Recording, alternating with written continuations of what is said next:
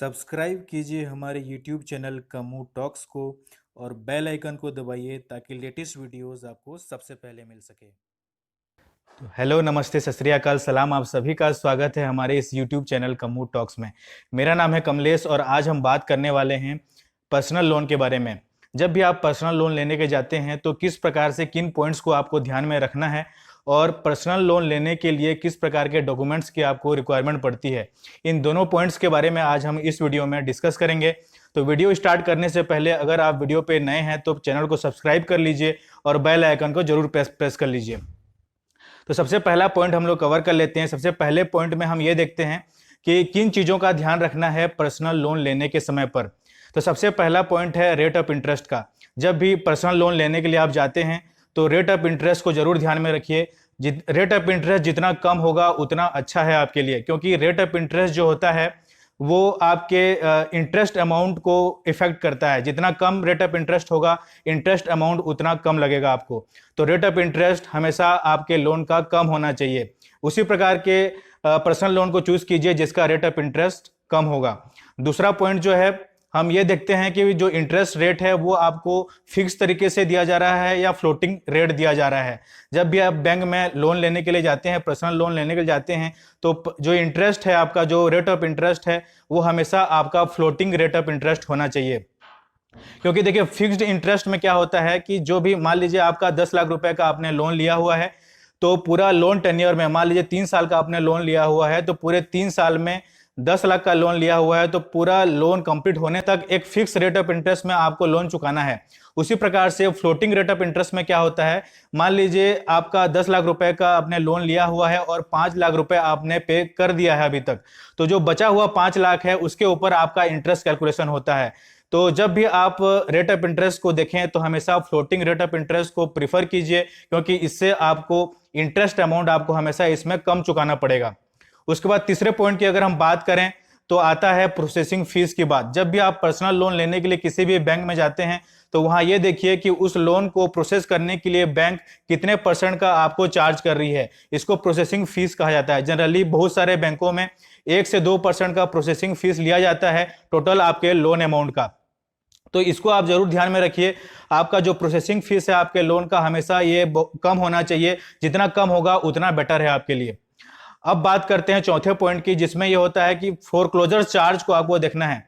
Foreclosure charge क्या होता है, जैसे मान लीजिए आपने 3 साल का पर्सनल लोन लिया हुआ है और आपको 3 साल से पहले ही इस लोन को पूरा पे करके आपको क्लोज करना है, तो बैंक इस कंडीशन में आपसे कुछ चार्ज लेती है जिसको फोरक्लोजर चार्ज कहा जाता है। तो फोरक्लोजर चार्ज कम से कम होना चाहिए। जो भी पर्सनल लोन आप चूज कर रहे हैं, जिस भी बैंक में आप पर्सनल लोन लेने के जा रहे हैं, तो वहां पर आप ये देखिए कि आपका जो फोरक्लोजर चार्ज है वो कम से कम होना चाहिए।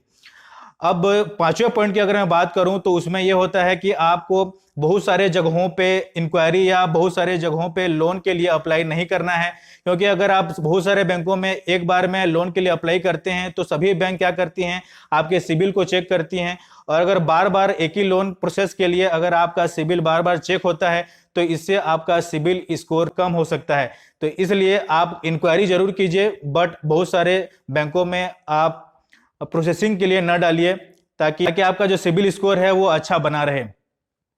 अब बात करते हैं छठवें पॉइंट की, जिसमें हम ये बात करते हैं पार्ट पेमेंट की सुविधा। कोई भी अगर आप पर्सनल लोन चूज करते हैं तो उसमें ये देखिए कि वो बैंक आपको पार्ट पेमेंट की सुविधा दे रहा है कि नहीं दे रहा है।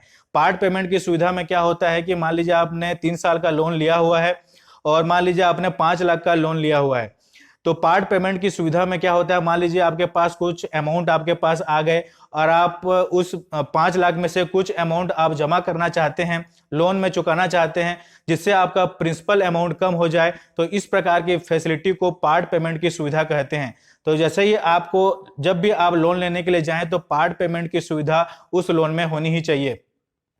अब बात कर लेते हैं डॉक्यूमेंट्स की। अगर आप पर्सनल लोन लेने के लिए जाते हैं तो किस प्रकार के डॉक्यूमेंट्स की आपको रिक्वायरमेट होती है, चाहे आप सैलरीड हो या चाहे आप बिजनेसमैन हो, इन दोनों प्रोफाइल में किस प्रकार के डॉक्यूमेंट्स की आपको रिक्वायरमेंट पड़ेगी, तो हम इस वीडियो में इसके बारे में भी बात कर लेते हैं।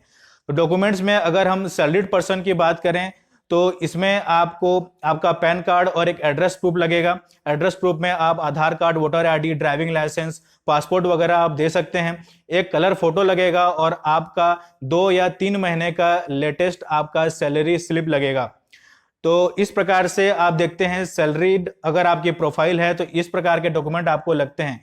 इसके साथ ही साथ अगर आपको आपका जो परमानेंट एड्रेस और कम्युनिकेशन एड्रेस अगर आपका अलग अलग है तो इस कंडीशन में आप क्या कर सकते हैं कि जिस भी लोकेशन पे आप रह रहे हैं कम्युनिकेशन एड्रेस का एक प्रूफ यहाँ पे बैंक के द्वारा लिया जाता है।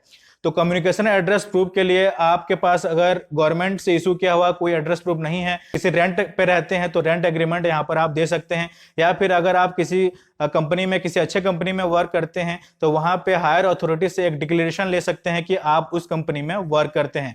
आपकी एम्प्लॉय आईडी, आपका डेट ऑफ ज्वाइनिंग, सारा चीज उसमें मेंशन होना चाहिए और वहां पे एक हायर लेवल के अथॉरिटी से वहां पर सिग्नेचर होना चाहिए और आपके कंपनी का सील होना चाहिए। तो इसको कम्युनिकेशन एड्रेस में कंसिडर किया जा सकता है।